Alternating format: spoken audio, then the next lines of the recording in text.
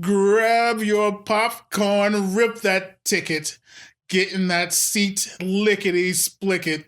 Go watch a movie. Hello, everyone, and welcome to Go Watch a Movie, episode 132. I'm Kelvin. And I'm Robert.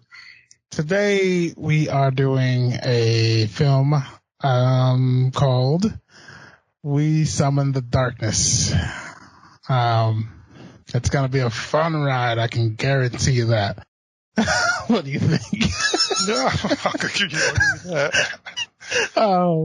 But before we get into that, a little bit of entertainment news.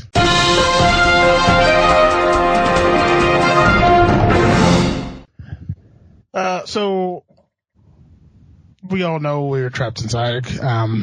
I've been trying to avoid such topics, but Georgia is opening theaters next week, actually. By the time this comes out, it will be tomorrow, I should say.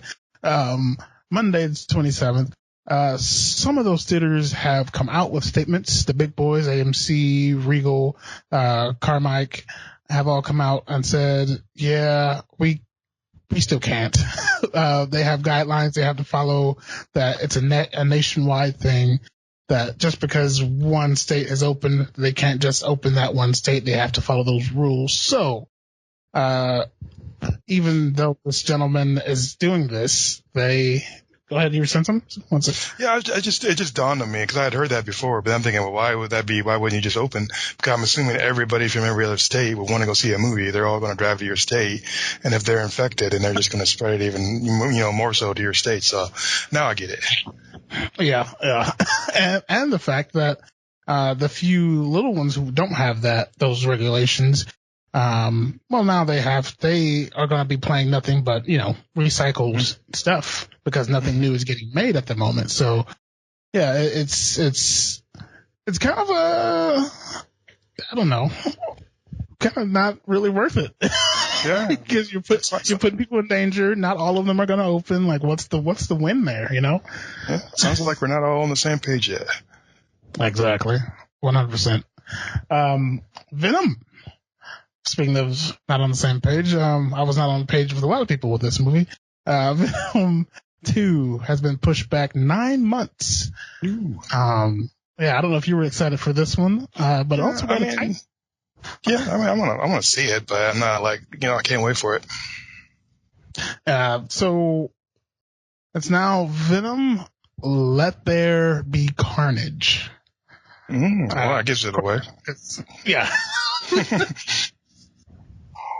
Yeah, everybody's coming back. Woody Harrelson as Carnage, which we got in a little after credit scene there. Same. I'm in the same boat as you. I think it's yay. Yeah. The possibilities of a Spider-Man cameo makes me happy, because that's been tossed around quite a bit here. So, but I still think it's difficult to do him right since he didn't get on Spider-Man first. But that's the comic nerd in me. So I'll shut up. Yeah, I guess they could probably write it to where he gets on them later and then goes back, maybe.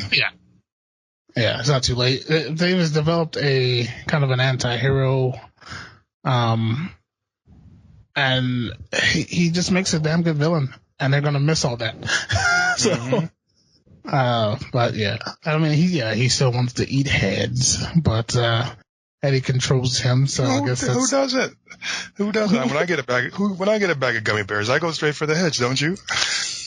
No.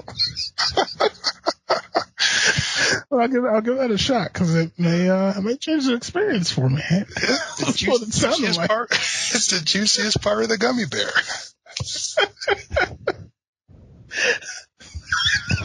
Okay. Way off topic. But now I know, and thank you, sir.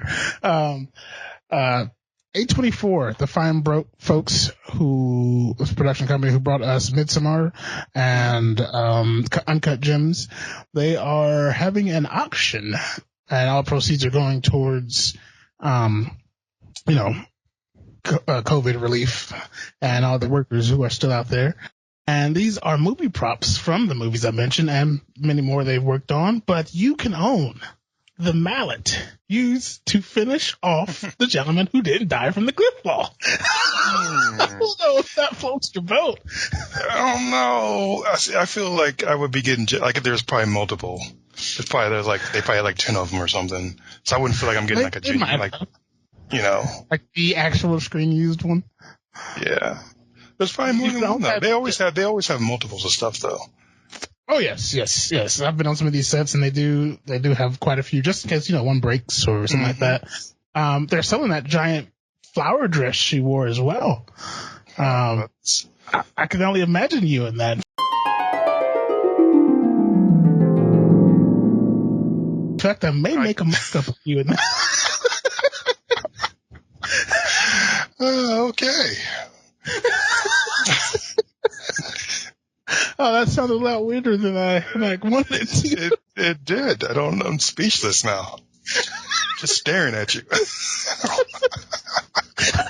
Moving right along here. Well, I guess let's discuss the showbiz. Get us out of that pickle that I put us in.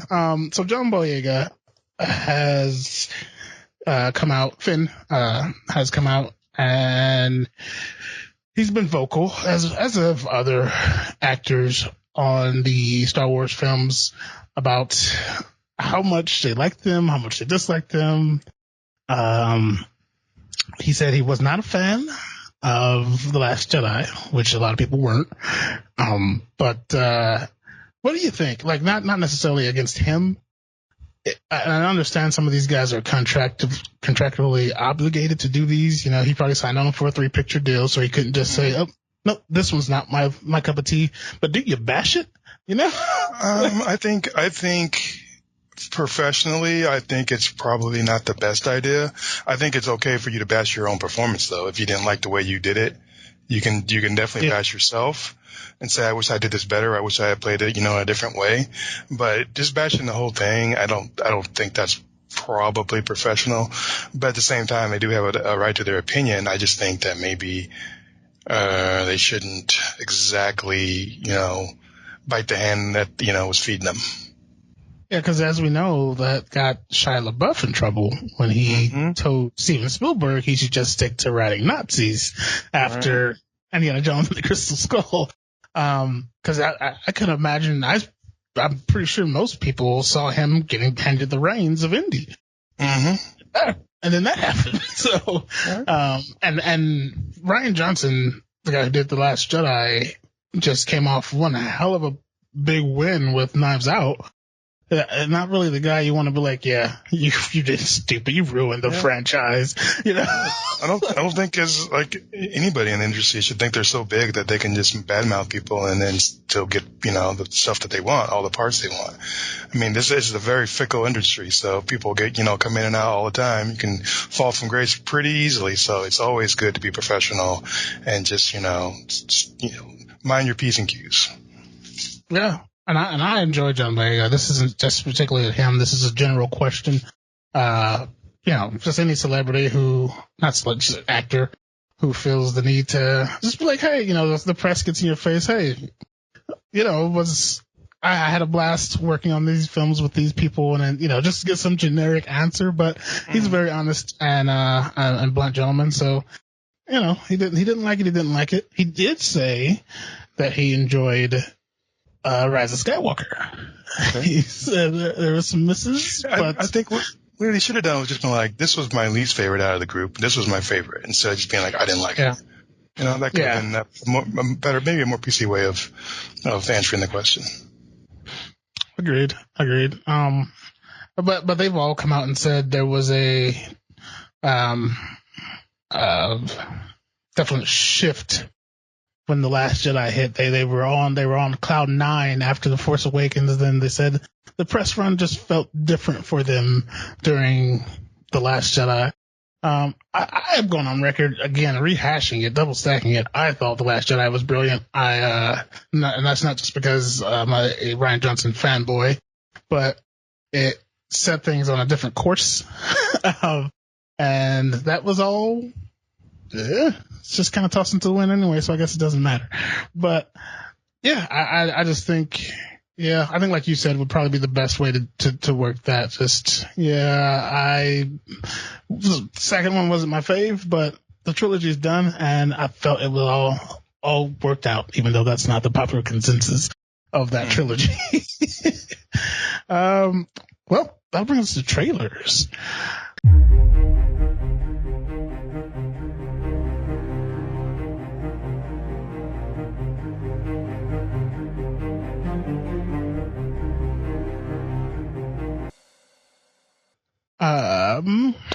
You first, me, sir. I'll tackle it. Okay. So I love me some Tommy Boy. I think that movie is pretty funny. With Chris Farley and David Spade. Okay. So, yeah, Tommy Boy. And I just saw a trailer for a movie that, of course, reminded me of Tommy Boy, and it has David Spade in it, and it's called The Wrong Missy. It's on. It's going to be on Netflix, Jim. And basically, I don't know if you've seen this trailer. No, it's basically, it feels like Tommy Boy to me, but instead of Chris Farley's character, Tommy, there's a woman. So basically, David Spade's character, goes out, he's in the airport and he meets this like supermodel type chick, and he falls for her, and he's like, you know what, I'm going to try to ask this person out on a date. So I guess he has her number, and he texts her, hey, you want to go on a second date in Hawaii? And this person says yes, but he texts the wrong person, and it ended up being another Missy who I guess was a blind date, and it didn't go so well. I guess she's like kind of out there. So then he ends up on a weekend date with this person who is, not the person he wanted to go out with. And a whole bunch of hilarity ensues after that. And it is like, and again, it's just not my normal, go-to movie, but I love me some Tommy Boy, and this just feels like Tommy Boy, like in the future. Like, it almost feels like the guy has moved on in life, and this is a new chapter in his life. It's like Tommy Boy 2, and, just unfortunately without Farley, but I don't know. It just seems, you seem skeptical, but I think, if you like Tommy Boy, I'm gonna have to watch this one. It just feels like you might get a little more, it just feels like Tommy Boy to me, but with a girl. I do find David Spade funny. It's hard to, like, is he playing the straight man in this? Yeah, he's playing the same character that he did in Tommy Boy. So there's the goofy one, and he's like more of the straight one. So you know who the lady is? Oh, I can't remember her name. I should have had that. But no, that's all good. I'm just trying to. Because once you see the trailer, you'll feel Tommy Boy. Okay. I do miss. If you were a fan of that movie, and if you were a fan of that movie, you probably might feel like get the feels for this one, and want to jump in there, kind of sort of relive some of that magic that was from the past movie. Yeah. Fat man and a little cold. Oh, he's gone too soon. Good old Farley. I'm gonna have to check that one out. So you said it's coming to Netflix. Yep. The Wrong Missy. The Wrong Missy. All right. Wrong Missy. That is a title. Is this a Sandler like production? Because I know those guys work together a lot. I don't know if it is, but a bunch of the buddies that are always in the movies together are in there. So yeah, they've always got the same dudes are all in the movies together. They're in there too. Yep. Okay. Mine is Villain. This one's going to Apple TV. So there we go. Netflix competitor. This gentleman, Eddie is this man's name. Eddie has a problem. Eddie is a very volatile dude, and starts off, I think he's a bouncer in a pub. And he comes up, he's like, to these two gentlemen who are having a conversation at a table, he's like, look, and I was going to do an Irish accent, but damn it, I cannot bring myself to do it. He's like, look, you two owe a tab and it needs to be paid, and then you can go about your way. And they're rude as hell to him. So he walks away, comes back with a hammer. I'm like, didn't we tell you to get out of here? And he proceeds to beat them both with said hammer. And then Eddie goes to jail and gets out. and finds out he wants to, restart his life, be a good guy. And he's a big dude too. He wants to restart his life, but he finds out his brother is in trouble with the mob or something like that. And he has to, or save him and rescue him. And there's some very cool scenes. It's called Villain because this guy, it's kind of like, you ever seen Payback with Mel Gibson? Mm-hmm. Kind of reminds me of that, but with a little bit of Snatch, kind of a Guy Ritchie feel to it. Okay. So it looks, did you laugh at Snatch? Is that what it is? I did not.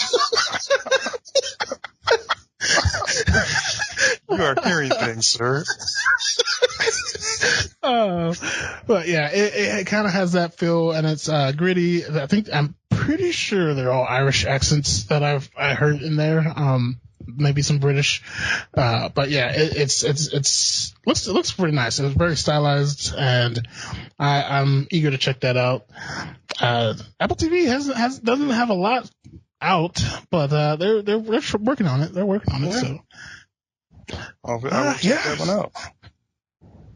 Well, that'll bring us to We Summon the Darkness. Watchbot, if you would not mind.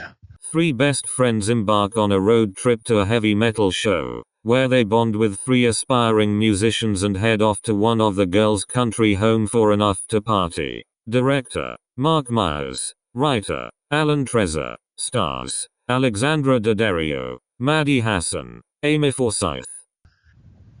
Thank you, Watchbot. Where do you start with a film like this? I want to be nice.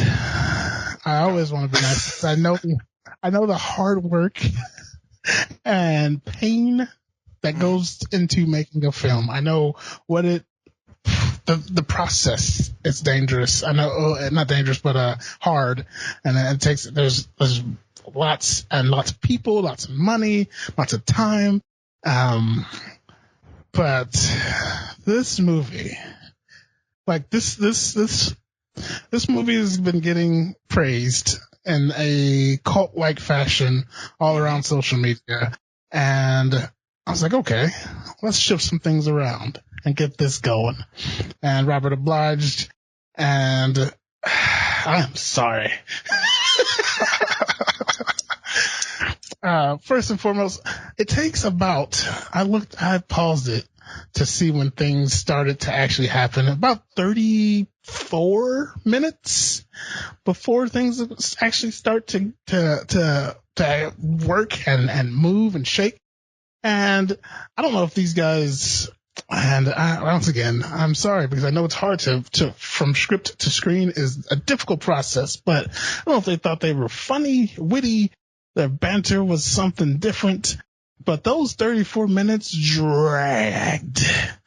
Like from the normally when you have banter back and forth and there's not a lot going on, it's funny. It's lending to the plot. It's but this was just 3 girls talking to 3 guys about nothing and going to shows. And I was trying to connect the dots later after the movie. And I was like, okay, maybe I missed something here. Yeah. They were trying to, spoilers, find specific types of people, but it's like, there's better ways to do this. You don't have to. You can speed this the fuck up. That was my initial thought. Yeah, what about you, sir? I will admit and agree with you on some points that I don't think this was the greatest movie ever made. However, I do understand why it could establish some cult following. It does kind of resonate a certain time period, not a time period, not necessarily that I was completely into because I wasn't really into that scene. However, that era, I can kind of feel like the banter you were talking about. It kind of did feel like something that people from that time would do. They would go on, that's how they would, talk back and forth, and they would talk about the shows they had been to and when they had been to them and why they were important and why they think, metal is so awesome and all this stuff. Even the show and the metal show that they went to, it did seem kind of weak to me. Mm-hmm. I mean, it felt like like they had put together this movie a little, maybe not too quickly, but they didn't invest a whole lot in that scene, at least, to make it seem like something more than, because they hype it up like, we're going to go to this amazing concert, this is going to be the greatest thing ever, and you go to it and you sit through it and you're like, happens. like nothing really happened, you're kind of bored with it. So I get why people could be turned off by the first part of this movie, but I could also understand why people resonate towards it, is because it reminds them of that, era for them. And I did see that one of the Rotten Tomato guys, the critics, he said that the period piece is what makes him drawn into this movie. Mm-hmm. But yeah, definitely not for everybody. Like, and I actually have been to rock. I've listened to metal, and I've been to those concerts, and I get that. There is a certain feel. You have those conversations, but when you're trying to get to a place in a film, and like, let's say like talkies, that's a genre. Kevin Smith has a way of doing it. Not everyone likes it. Has a way of doing it. Let me use Quentin. The first, I don't know, 15, 20 minutes of Reservoir Dogs. Like some of his Pulp Fiction. They're just conversation, but they're a Royale with fucking cheese. Come on. Like, they're conversation. You're like, where is this going? You're kind of intrigued. You want to know what it's leading to. This one, I'm just like, yeah. Even broke his nose in a mosh pit. Okay. Even talkies though are for a certain type of person. I mean, they're not for everybody. I was talking to somebody not too long ago, and they're like, "Did you like that movie we were talking about? I think it was The Gentleman." I'm like, "Yeah."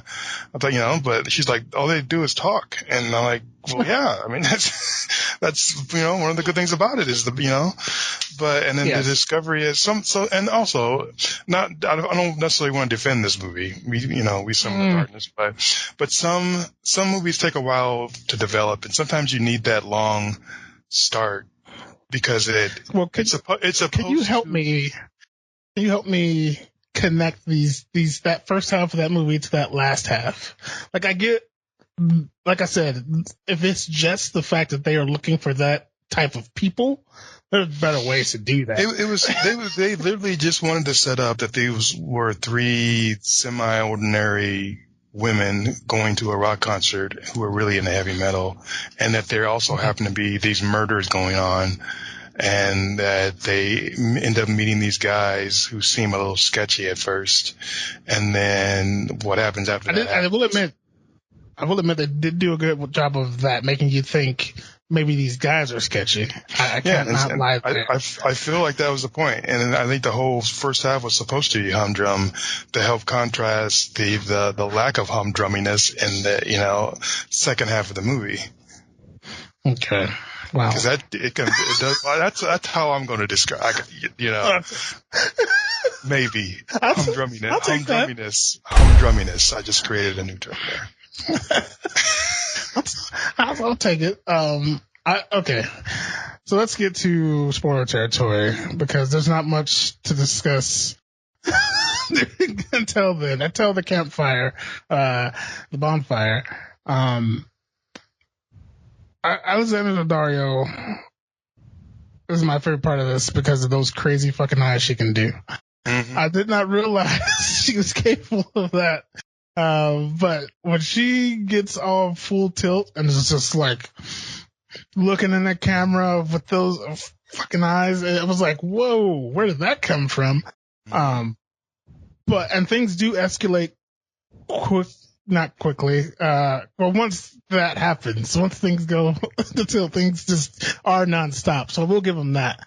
But it's like if Macaulay Culkin from Home Alone went that next step, because we all know that little fucker grew up to be a murderer after those events happened to him. That's a movie I would like to see right there. You just did. Like, literally their antics were Macaulay Culkin level. Like, and they're giddy, and they're just, we're gonna talk to you, stab. Uh-oh, the cops are here. Let's go. Oh, they got away. Here's a blowtorch. No, here's an insecticide. Let's spray them. That's Macaulay Culkin getting rid of the fucking bees. I don't think they did I don't think they did as charming a job as Macaulay Culkin would have done, though. They weren't as clever because they were like blown away when it's like, oh, let's make a blowtorch. Oh, like, shit. He was 12 when he figured that out. Come on, man. I'm sorry. What do you think of the rest of this film, man? The rest of the film? I guess it's, like I said, this isn't the greatest movie that was ever made, but I can understand why people like it. And I did enjoy parts of the idea of these guys being, big spoilers, being trapped in this house and then these girls basically trying to kill them. I did like the flip, but it wasn't like over the top. Like it wasn't like a big, huge, like I didn't see that coming from a mile away because that's what most movies are doing now, are having this big flip. I could see some people disliking it though. Like if they're super religious, having themselves portrayed as like the bad guy instead of, the savior. I can see how maybe there's people who like this movie just because it goes against that grain. I don't know.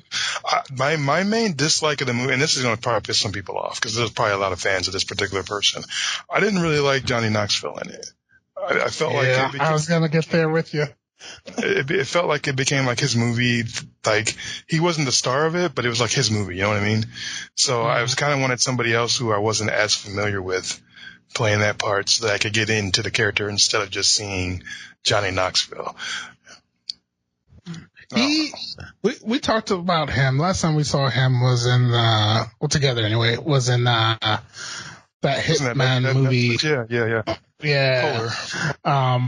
Polar, yeah. And yeah, we kind of said the same thing. He doesn't really bring, and I mean, he had a certain creepiness about him. I'll give him that in this, but it was kind of, like you said, it was kind of a jolting, Hi,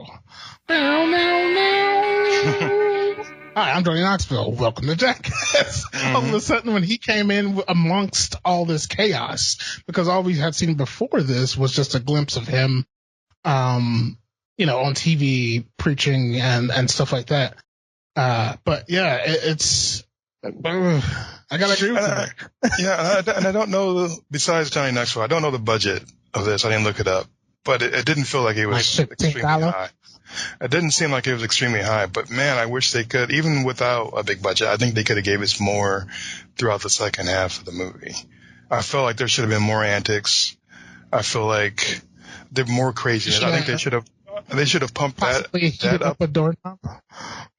No, not quite there, but just something more. It just felt kind of like they didn't really have as good of a plan as they thought they had. It was kind of mindless. They had a plan to get him there, but then they had a plan. They had a plan on what they were going to do, but they didn't have a plan B though. That's the problem, I think. They didn't have a plan B or a plan C. They just had plan A, and that was it. And when that fell apart, it was a bunch of scrambling. It was bound to fall apart because they were so unorganized. They didn't really realize this chick, which I enjoyed her, the spoilers, the turn. But like, we're going to stab him. Then you reach around his backside and you stab him. That way it looks like the classic murder-suicide. This is also supposed to be like the 80s or whatever. So it's not like they were going to go super sophisticated, It's like these were simple-minded people from the 80s. Oh my God. What was being mean?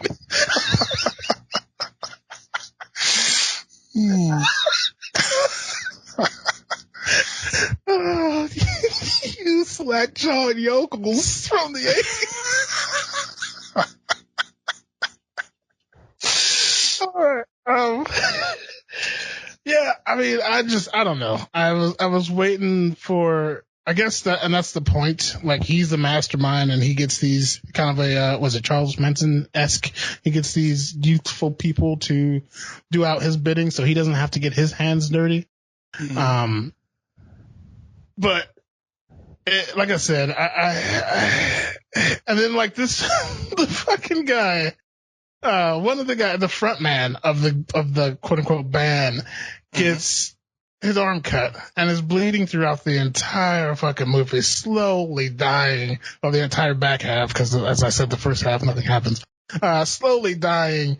And, then he gets shot and he still has enough monster to ground himself back into that house and tell her what's going on. Then the main boy, well, I guess that you can consider him the second sidekick to the hero, gets shot in the back, a shoulder wound, and can barely get to the fucking van. Well, his friend had been dying for 40 fucking minutes and managed to fight back, stab a girl in the back, and all this, but he's like, I can't make it. I guess the front men of bands are just tougher than the drummer. I don't know. Kovacs was just tough. He lasted, yeah. What do you think of the ladies? Like you said, Alexis was awesome. She did a really good job. I think that was the perfect cast for that part. Was her. Even Val's character, like kind of a ditzy or I have to peel out for some reason. I think she's probably hotter than what she actually is. I don't know. I think that was a good cast. Bev, I really liked her. Even Bev, I thought she played the kind of, I'm not sure I'm okay with this. I'm kind of innocent or naive, yet at the end she's then like almost goes. Here's my problem with Bev. I hate to cut you off. Here's my problem with Bev. At first, during all the nothingness, she was acting very like, ooh, these guys are hot. These guys are attractive. These guys are, ooh. Like, the two are wanting to leave leave and go into the concert. She's lingering by them, by the boys. She's standing there giving them googly eyes and all that stuff. But then all of a sudden that character kind of flips to, oh, well, maybe we shouldn't be doing this. I don't want to do this anymore. And I was like, wait, what the fuck just happened here? Like, wasn't she just fall flirtatious with these guys in the concert? Unless I misread all of that.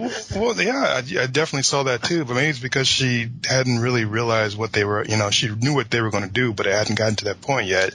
So when it got closer to the point, she started to realize maybe this isn't what I want to do. Okay. And then had a change of heart. That's how I read it anyway. Because it was kind of weird. Sorry, go ahead. It was kind of weird, like the bonfire scene. All of a sudden, she starts giving people the cold shoulder after she saw the knife, So then it's like, well, why is she all of a sudden, super flirty, and now she's giving people the cold shoulder? And then you realize who the girls really are. So it kind of made sense. And she did have kind of a wide-eyed, innocence to her too, as a person. So she seemed like the least hostile of the three, I guess. She knew who they were, clearly, I think. But so it's like, why wouldn't you just let them walk away from these three boys when they were walking away from these three boys? Because even when they told her to go in and get whatever they told her to go in and get, she contemplated getting a knife herself, so it's like, I'm still kind of hazy on that whole flip flop with her. Cause it's like, yeah, because she clearly suspected that, knowing that they're going to do something to somebody. So why get all flirtatious with these boys? I don't know. I'm maybe reading too much into that, but I think this was just supposed to be mindless fun. I don't think there was really a deep, other than the flip. I like what she became. I like that they gave her, there's a garage full of weapons and she gets a boat motor. I felt she became a little ashy, but not completely ashy. I was just gonna say that. Would you watch a sequel with her? With her and then Mark the Survivor? I guess. That guy wouldn't survive very long. You don't care. You just care about Beth. Yeah, he got shot in the shoulder and passed out. I guess. I mean, I'm not gonna rush to the theater. You know, Bad Van the see Boat it. Noodle. Yeah. You know what? If they named it that, then yeah, that would probably, that does sound pretty good. It's starting to sound better to me. Sad thing is, they're not going to make it anywhere in that fucking car with blood dripping and hair on the fucking... They made it as far as they did, and nobody stopped them. So I guess they're going to be okay. I guess it is the 80s where everyone's stupid. We were just a little more naive back then, that's all. Hey, Lester, that there hair and blood? Nah. She just hit a rabbit, that's all. Apologies for anyone, myself, I guess, born in the 80s. You have the Rotten Tomatoes pulled up, good sir? I do. So the critics give it a 65%, and the audience score is a 40%. Mm-hmm. I side with you today, audience. I side with you. Go watch Or Not For You. I gotta say, you gotta, if you're from that era and you liked metal and you like horror movies, this might tug at your heartstrings, but outside of that, I'd say no. I'm gonna go ahead and agree with you. I can't send anybody to this barn fire. I'm gonna say no for me as well. Humble apologies once again to, as much as it hurts me to say no to movies. Go watch some other movie for this one. Yeah. I'd say so actually watch a movie from the 80s that has, the similar thing. I think you'll enjoy it more, I think. If you can, watch Home Alone Part 1 and compare and contrast. Who was smarter? Macaulay Culkin or these girls? That's episode 132, where you can find us. You can find us at gowatchamovie.com, the one-stop shop for all things entertainment. The trailers will be there that we spoke of today. The news stories are there. Everything is there. You can find us on Apple Podcasts. There we go. That's the word I'm looking for. Spotify, Spreaker, anywhere you can find a podcast. And you can find the show on YouTube. That's the Go Watch a Movie YouTube channel. Just search Go Watch a Movie. We will pop right up there.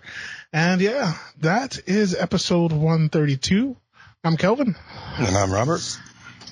Go watch a movie. Grab your popcorn, rip that ticket, get in that seat, lickety split it. Go watch a movie.